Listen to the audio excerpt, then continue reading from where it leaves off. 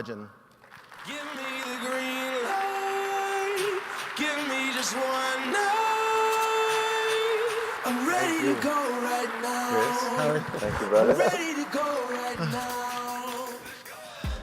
So welcome. Thank you, Chris. Thank you for that introduction. I was going to say, little overdone or all good? No, it really is impressive. I mean, you've accomplished so much, and it really is like going through that list is really impressive. And I just want to know, like, when you get up in the morning, what drives you? What gets you out of bed every day? Well, Luna gets me out of bed every morning. That's my little daughter. She's almost 5 months old, and she's usually waking up around 5:30, 6 a.m. right now. So that's what's waking me up. But after that, I love what I do. I love making music. I love being involved in creating content that hopefully makes the world a more interesting and more beautiful place. Yeah. And I'm so lucky that I get to do that every day. I get to go to the studio and write songs. I get to go on stage and perform. I get to go meet with writers and directors that want to create great film content. And I get to do that every day, and it's a lot of fun. And so the ability to be able to do that and to love it and to make an impact on the world, it's a pretty awesome thing. And so that's what really gets me going every morning and makes me excited to face each day. Well, I think we showed a picture of Luna up on the screen. I don't know if you still have it, but the cutest baby you'll ever see, the cutest couple you'll ever see. And, you know, just speaking of family, you know, you and Chrissy have a huge sort of social following. Where do you know, how do you decide to, or where do you decide to release those photos, like when Luna was born, like through social media versus going through, you know, more traditional mainstream media? We like to control our story as much as we can.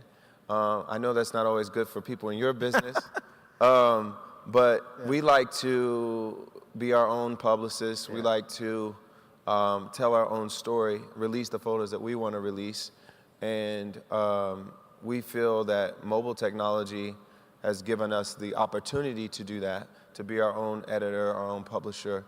And so we've taken that technology and used it in a way that I think connects us with the fans better, connects us with the world better, and allows us to control the narrative more than we previously could have in another era when it really was going through magazines and newspapers and publicists and press releases. But now we just release it ourselves.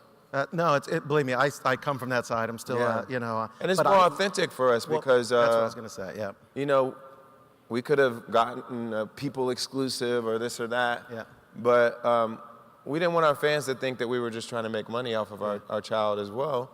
And so we just did it for free on our own Instagram. No, it's great. And believe it or not, I mean, I think if I did the math right, it was about 600,000 likes that you guys got. And there's a lot of likes. It's a lot of likes, and you know. Luna's a like magnet. She definitely is. But you touched, you know, this is a technology conference, so be honest, you know. How much technology do you have around Luna? How many baby cams do you have? Oh, we have the baby cams. I was just checking it. Before I came on stage. She's awake now, so she's out of the bed. We only have the cam on the bed, so we don't have it all around the house. We don't like the idea that cameras could just be watching every move we make at any time, because you never know who could hack into something. But we do make sure that we can see Luna all the time while she's in bed. And then, obviously, we have phones and you know, every other device that you would need to communicate, to view content on the internet, and all those sorts of things. And we're big content consumers, I would say, as well as creators. So we make sure we have every means of seeing the content we want to see. Yeah, exactly. Over the past decade, I mean, you've built your brand through social, and I love, you know, I still sit on the media side, but you know, obviously I love organic storytelling. So it's really true. What you and Chrissy have is like so genuine. You know, how do you distinguish, or how do you reevaluate that line? Because your personal lives and your business lives or personas are somewhat the same. How do you do that and sort of have some semblance of privacy? Well, there's plenty of things we don't share. People don't know a lot of things about our interactions with each other. We just don't share everything. But we do feel that it's much easier to be truthful than to try to hide things all the time. It's much easier to be our authentic selves publicly and privately than it is to try to maintain two different personas. And so we're pretty honest on social media. When we think something about a political issue, we talk about it.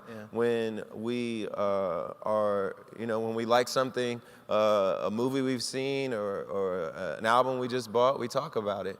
And I think part of the reason is that what we're selling is us. Like my music is me.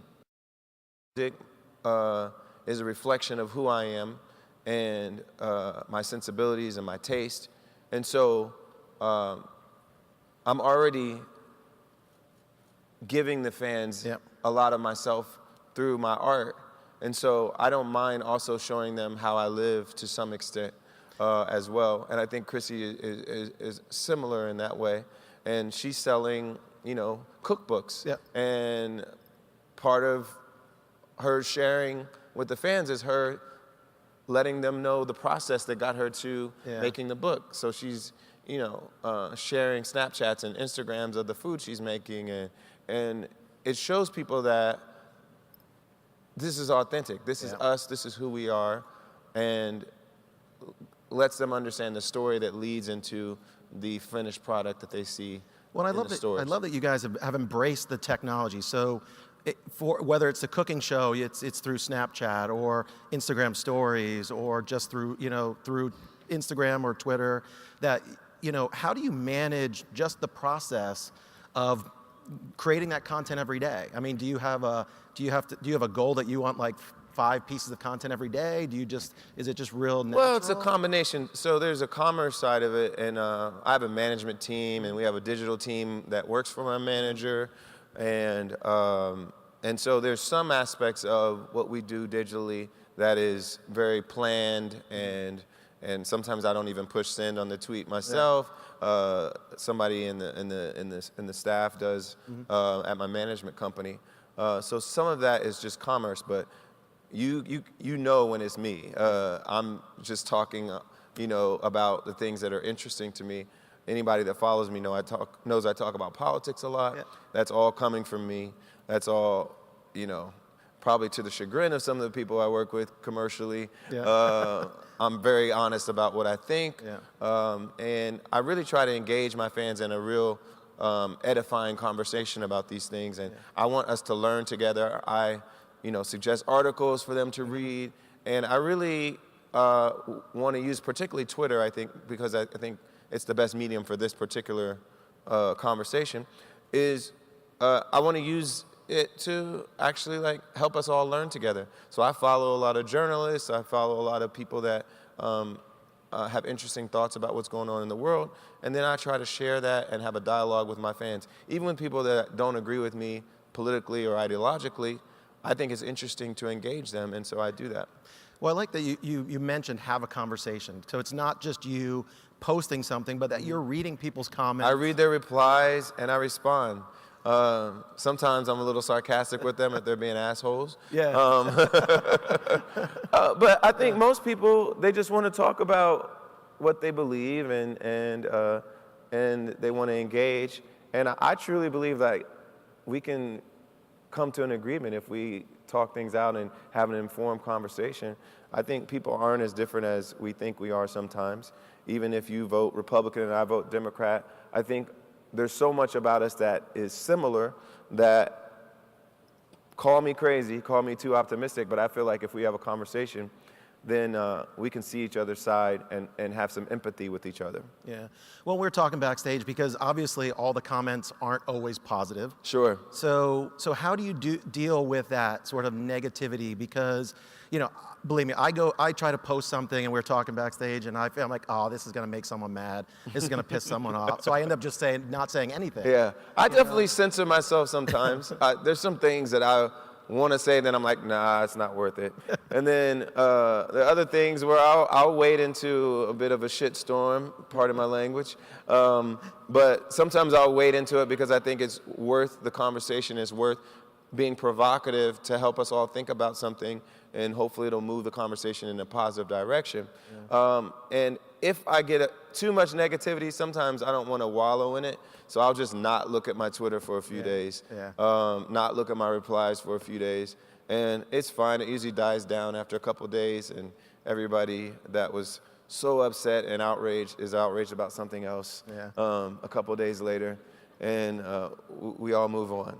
Well, I do want to talk about one sort of example, because I think it was, first of all, your response to it was unbelievable, and my wife reminds me of it every day. And I'll talk about, it was your first date night after you had Luna, and you guys went out on the town, and Chrissy got mom shamed. You know, a lot of people called her out for going out on town. Like, I mean... Yeah, we went out for dinner. It was a couple weeks after Luna was born, and we have a night nurse, and we have my mother-in-law that helps out a lot, and so we can leave the child at home for a few hours. Yeah. And, you know, parents do that sometimes, as we all know. Mm-hmm.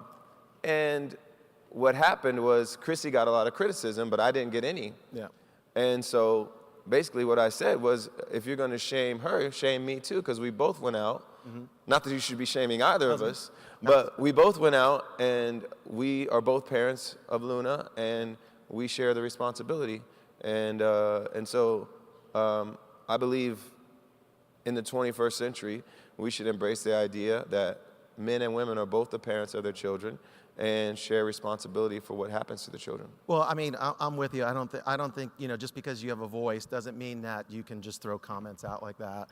And I don't think shaming on any side of it is even worth it. But your response to taking something that was negative, obviously you could have responded in any way. Sure. But you said, let's share the blame. And because of it, the responses that you got were, you know, you're the realist. Thanks for standing up for your true love.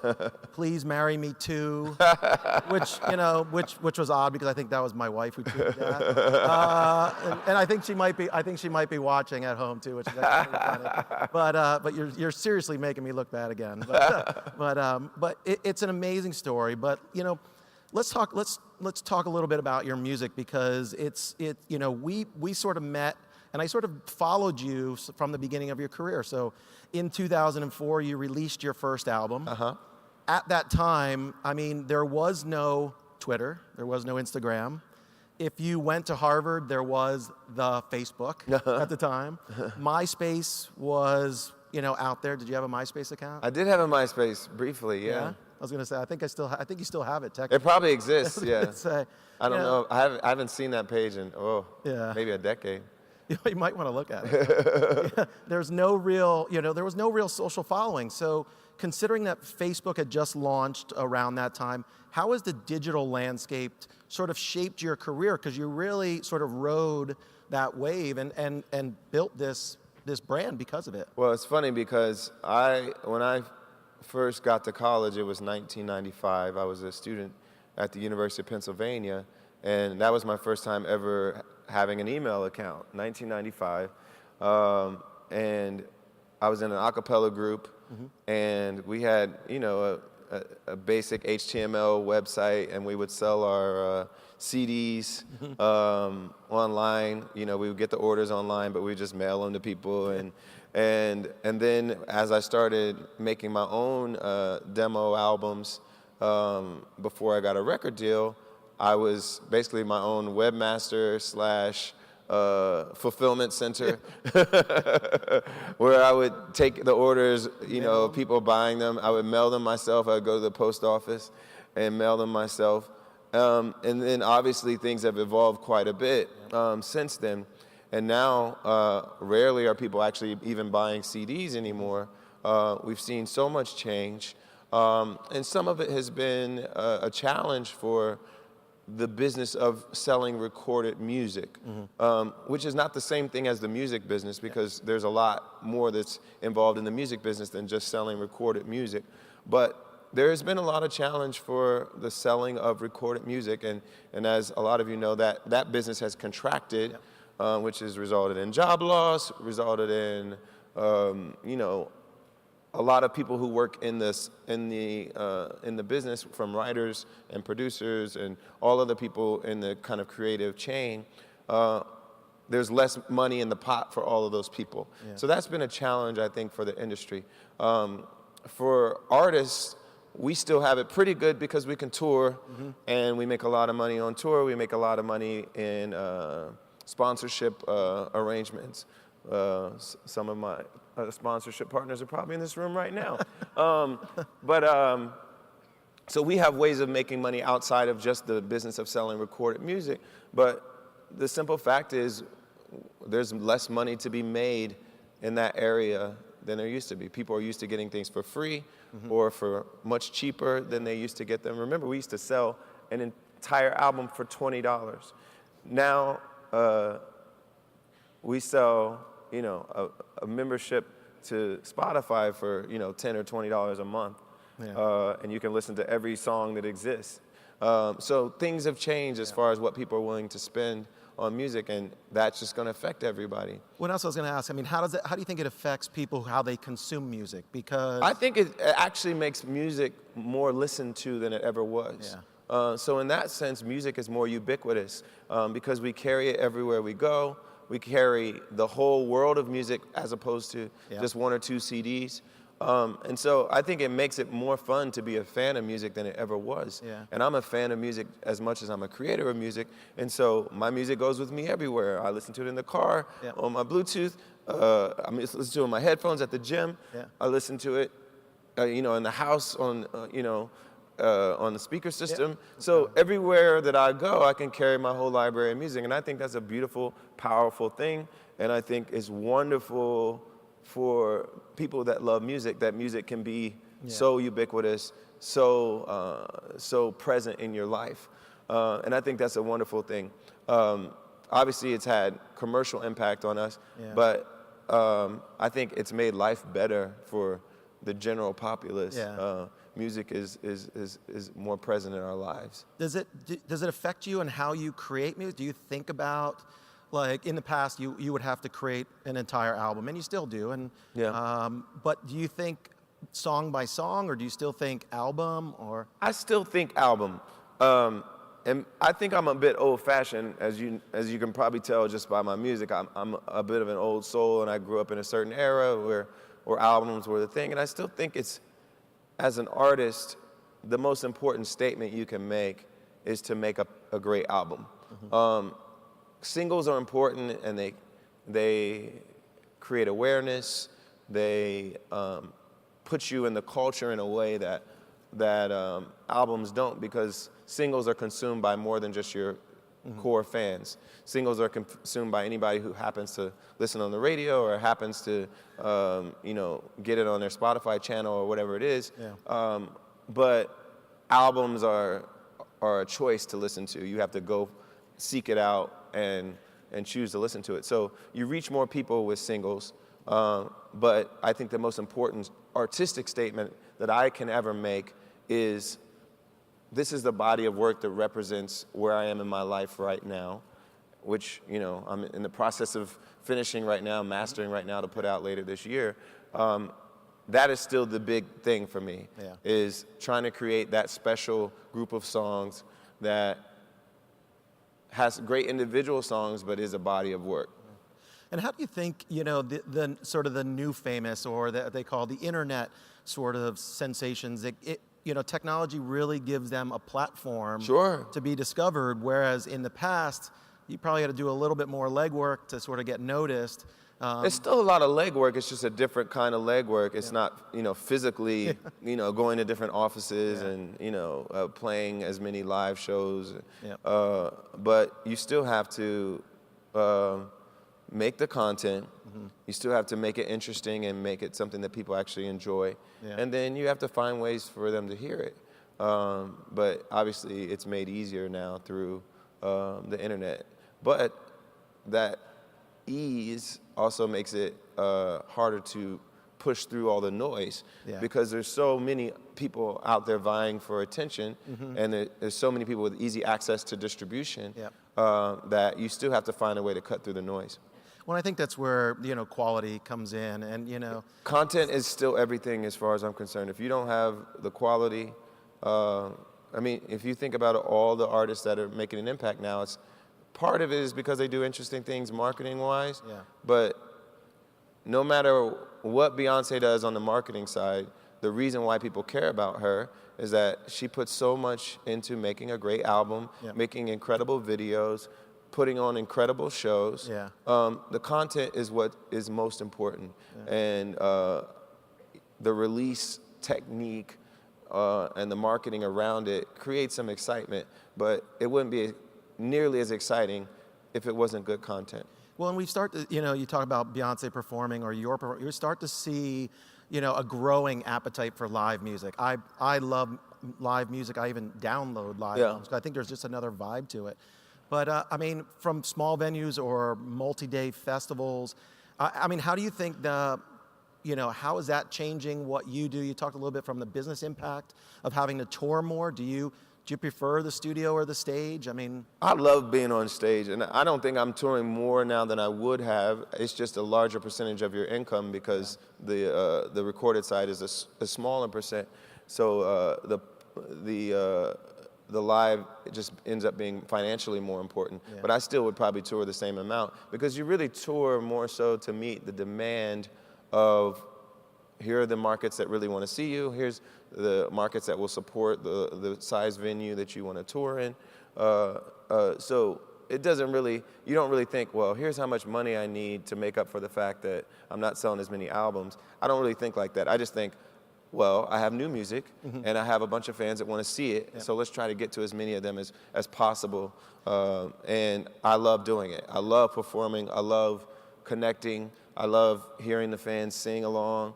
And I think actually it's interesting, mobile has kind of been an interesting part of the concert experience now because everybody's recording or taking photos and kind of creating this FOMO component where, their friends aren't at the show and they wish they were there because they're seeing all your cool videos and photos from the show. And so I have kind of a love-hate relationship with that because it's kind of weird to have to look at someone from behind doing this the whole time, and it gets a little obnoxious after a while, but I think it is a powerful thing on the marketing side to know that people are saying, hey, I'm at this show that I love, and it makes someone else want to get a ticket so they can do the same thing. Well, and wasn't Alicia Keys just recently asked everybody in the crowd to put their phones down, just enjoy? And I understand why Alicia would do that because I was here in Vegas actually at a Mariah Carey show with my wife, and it was really annoying to sit behind people that the whole time we're doing this. And I understand why you want to do it, but to do it for the entire show is kind of inconsiderate, and it makes it hard for other people to enjoy the show. So it's hard to decide how to figure out the right balance. I was thinking maybe I would say, hey everybody, we're all gonna video the first couple songs and you can video all of me at the end, but everybody put your phones down for the rest of the show. That'd be awesome. That could be an idea. Great. That was something I was thinking about, but somewhere or another, I think we have to think about just because you can do it doesn't mean you should. And I think sometimes people have to be more considerate of the people behind them and everyone else enjoying the show. When you've done so many collaborations, who's out there that you really want to work with next? You worked with everybody from, you pretty much worked with everybody. Well, this album I've worked with some new people that I hadn't worked with before. Chance the Rapper, who's been doing some exciting things in hip hop. I worked with Brittany Howard from the Alabama Shakes. I worked with Blake Mills, who's a great guitarist and producer. He produced the entire album. I worked with Miguel on this album. I worked with Kamasi Washington, a great saxophonist. So this album has been a chance for me to do duets with some people I never duetted with before, and work with musicians I had never worked with before. So I don't know who else is left, but it's been a good, every album I try to just push myself to expand and grow as an artist, and part of that involves collaborating with new people. Well, I think we talked about your activism side and the work that you're doing really sort of came together where it met your music side with when you wrote the song with Glory, with Common. It won 7 major awards. It was really powerfully charged. And it had some historical tones and all the way up to even current day events like Ferguson. I mean, how important is that to you to sort of combine or use your voice in sort of both capacities? Well, I think, like I said before, my music should be a reflection of who I am. If I'm being authentic, if I'm being honest, then my music should reflect all sides of me, not just, the side that thinks about my wife and my family, but also that thinks about what's going on in the world.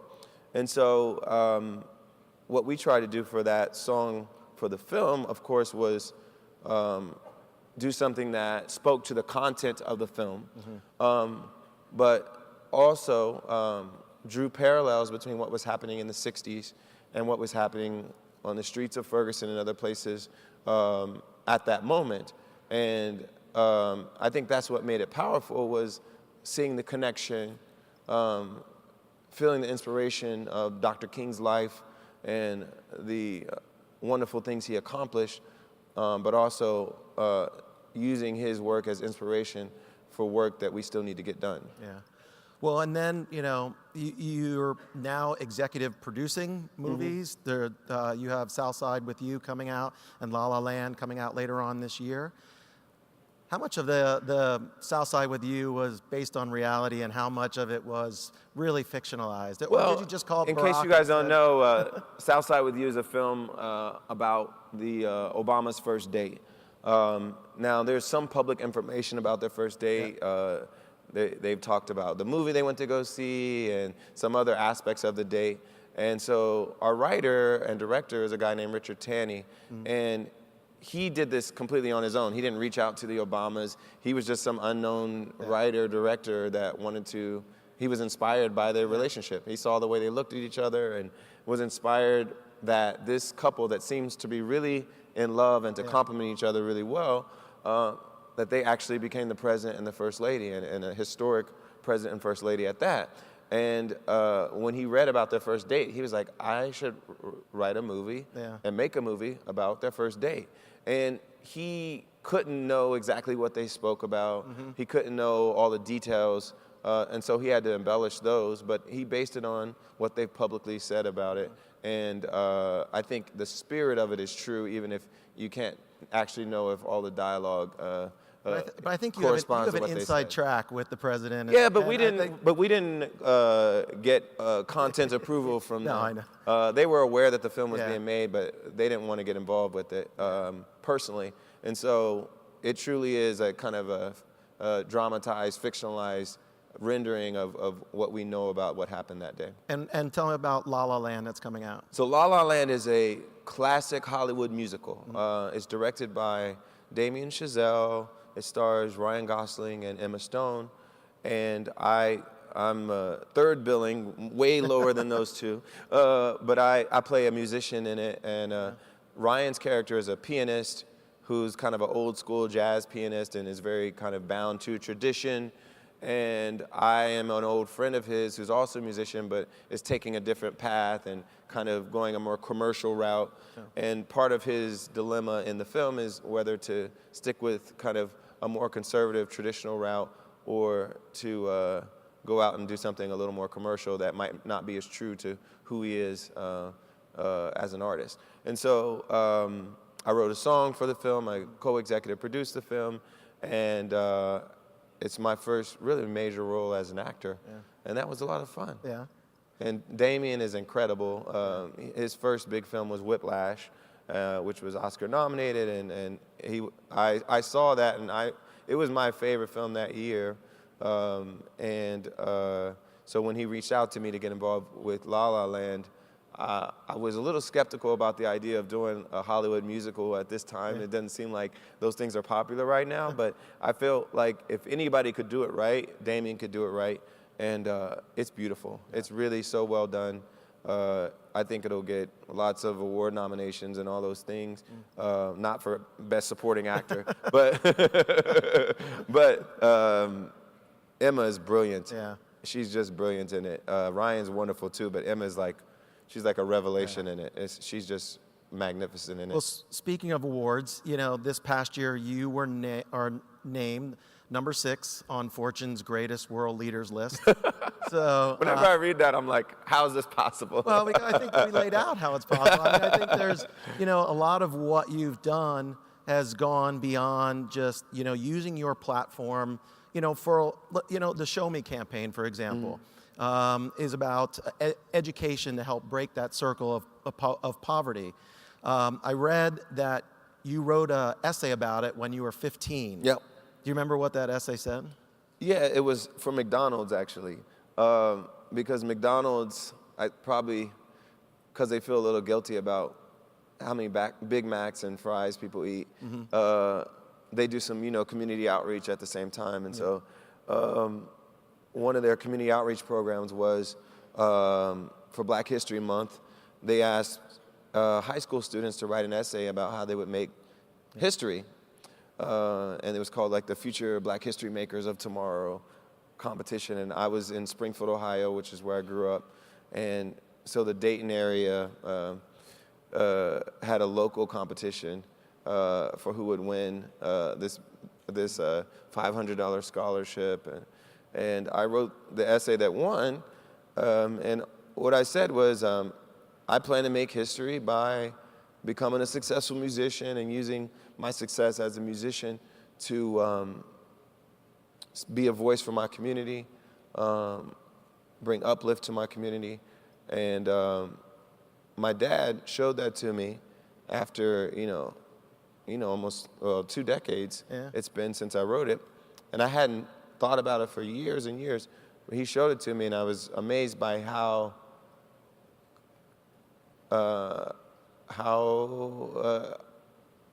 my vision for what I wanted to do has lined up with what I'm doing now. Well, I was going to say, it must feel good for one, I was going to ask, has it changed much? But it pretty much seems on track with what It's very similar. Some of my politics are probably slightly different than they were back then, and I feel more aware of what's going on in the world now than I did then. But yeah, I think the basic goals are still the same, and I'm trying to do them every day. Yeah. I mean, as education is, I think one of the emerging technologies which you see out on the floor here is virtual reality. I'm so passionate about it. We actually launched Life in VR here at CTIA, but because I think the one untapped area is education. Sure. Being able to inspire kids, being able to show them places they can't go or see things. I mean, what do you think about that technology, rolling it out? Well, I think it could be really powerful if enough people have access to it. I think a lot of it is access, because even now with broadband, part of the issue is access. And all of these things require that people have the resources to actually see it and experience it. And so I do believe, though, that virtual reality and a lot of other technologies allow us all to be more connected, us all to experience things that we may not have been able to experience before for much cheaper than we would have experienced them before. And I think that could be a really powerful thing for education. Well, and I think, we talk about it today because I think, as you mentioned before, I think we're all life photographers in a way. We're documenting everything. We're documenting the world around us every day, and we're documenting this right now. But, I would love to figure out a way to do something in education, because I think part of the VR experience is actually watching the people do it, because to see their face and their reactions is just, sort of. Well, I've seen some eye-opening. powerful things in VR. I've seen refugee camps in VR. And I think so much about learning, so much about being a good human being, being a loving human being, is about developing your sense of empathy. And I think if VR can take you to a refugee camp and help you understand what their lives are like without you having to travel there, I think that's a powerful thing, because when we talk about the politics of some of these issues and we talk about the economics of some of these issues, sometimes we get divorced from the humanity of these issues. And to the extent that we can do that, and develop people's empathy, help them to see someone else's perspective, I think it's really powerful. Well, and I think that sort of dovetails right into your sort of what started out as a hashtag and hashtag Free America, that having that empathy and having that, wanting to, this is hashtag Free America was to help reduce mass incarceration and help, rehabilitate and help them re-enter society. And I think having that empathy, is part of what is behind that movement. Yeah, well, a lot of it for me is about storytelling, using art and using my platform to be a voice for people that are often ignored. So I started reading about the issue of mass incarceration a few years ago. I was an executive producer on a documentary by Eugene Jarecki called The House I Live In. And The House I Live In was about the war on drugs. And a huge component of the war on drugs is of course, locking up a lot of people who either sold drugs or did drugs or somehow were involved in drugs. And because of the policies of the late 70s through the 90s, we became the most incarcerated country on the planet.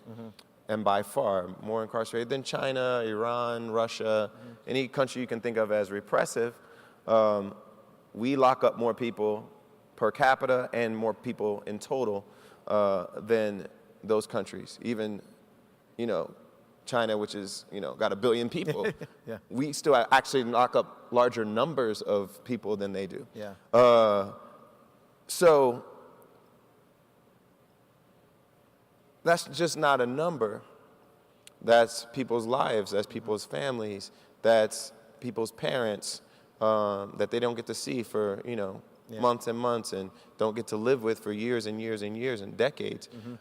Some of them are wrongfully convicted, but a lot of them actually did the crime, but perhaps our punishment is way beyond what their crime was. And what I wanted to do with the Free America campaign was say there's a human cost to us locking up this many people. There's an opportunity cost because we're spending money on it that we could be spending on things that are more edifying.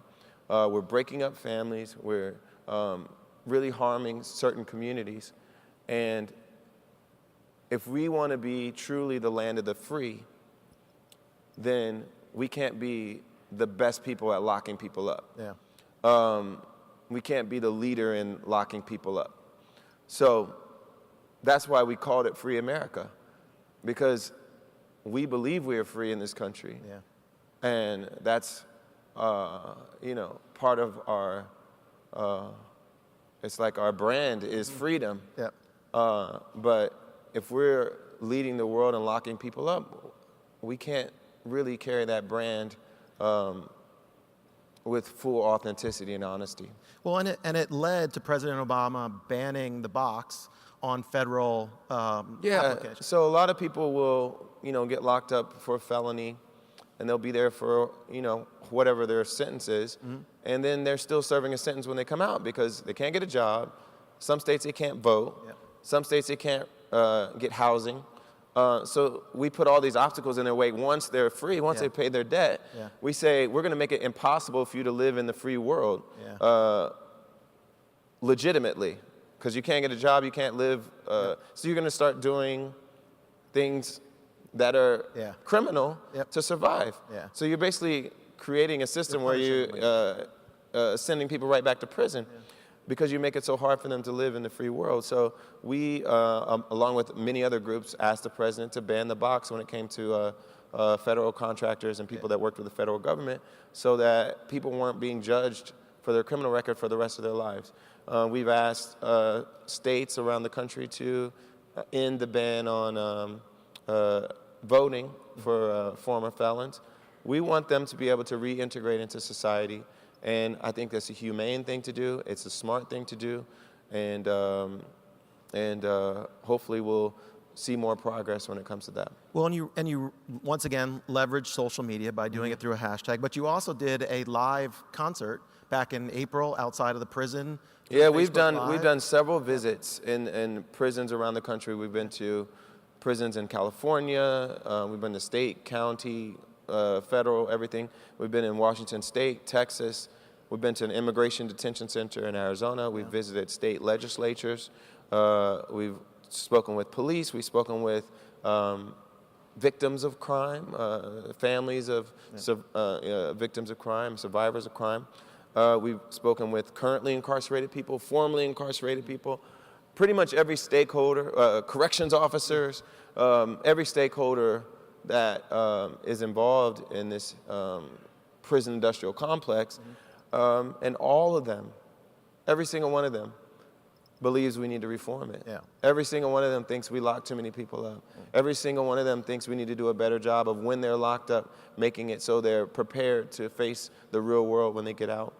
Every single one of them wants prisons to be more humane and more edifying and more compassionate. Every single one of them thinks that if people have a drug problem or a mental health issue, that they need a different kind of help than merely punishment. My mother had a drug problem. I know what it's like to have a family member with a drug problem. Many of you probably do too. And a lot of you know that the solution isn't often lock them up and put them in an unhealthy situation. A lot of times the solution is you need treatment, you need help, you need love. And so we're trying to spread that message, humanize all the stakeholders in the situation, and hopefully bring about some change. So now do you know why you're number 6 on the world? No. Well, I mean, I honestly don't know how you do all it, keep it going, but we're going to wrap this up, and we're going to wrap it up on a little bit of a lighter note. So okay. We're going to move into the lightning round, and I totally stole this from Jess Cagle at People Magazine. He calls it the Cagle exercise. Okay. Not to be not to be confused with the others. But I'm going to give you you have a one-word answer, simple question. What is your favorite game on your phone? Oh, Words with Friends, by far. Still? Yeah, I still go, I still am addicted. Yeah. Most used emoji? I just do the smiley face most of the time. But actually, I like using Bitmoji, where you can customize it with your own face, and I do that for fun sometimes. Okay. Best Sports Illustrated swimsuit photo shoot? No, well, of course, the one with Chrissy on the cover. I gave you that one. That should happen again, if you know anybody in charge. I might be able to pass on a good word. As a child, I wanted to be? I wanted to be a singer. I wanted to be the president. I wanted to be a doctor. I wanted to be Ben Matlock. I loved me some Matlock when I was a kid. I wanted to be a defense lawyer for a while. But, those are some of the things I wanted to be. Close friends would describe you as? Ooh. Even keel. I was gonna say. I think most of my friends probably think the most distinguishing thing about me is that I don't have a lot of emotional highs or lows. I'm like... Nice. Your last meal would be? Oh, I gotta have some soul food, my last meal. Yeah. Fried chicken, mac and cheese, and collard greens and cornbread with some peach cobbler at the end.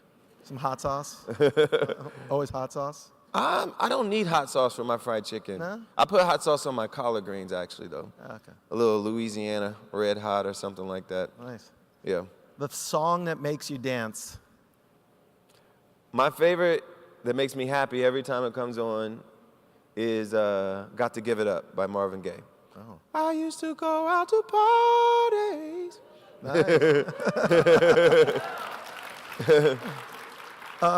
The movie you watch the most. Well, movies you watch the most are usually comedies because they're easier to like rewatch. Yeah. So this doesn't mean they're the best movie I've ever seen, but like I love watching like Coming to America again, or even like Wedding Crashers. There's like certain movies that they'll come on TBS or whatever, and you're like, okay, I can do this on a Saturday. I go to like old school. Yeah. Old school, Will Ferrell Yeah, stuff. all those movies are very easily rewatchable. Yeah. And TBS or Comedy Central or, you know, whatever, they'll play them on a Saturday and no football's on. And so you watch that. Who's the teacher that influenced you the most? I would say my teacher, Mrs. Bodie, she was an English teacher of mine in high school. And she really helped me discover that I could write and gave me confidence in my ability to write. Yeah. Before that, I didn't really think I could write. I was actually more of a math fan leading into being with her, but she made me believe that I could write and be more creative. And I'd already known that I could sing, but I think becoming a better communicator and be more confident in that, she had a big influence in that for me. Well, John, you are a husband, a new father, musician, producer, activist, philanthropist, and pretty much the coolest guy I know. So thank you for coming out to CTIA. Thank you very much, Chris. You, it was a pleasure. Thank you.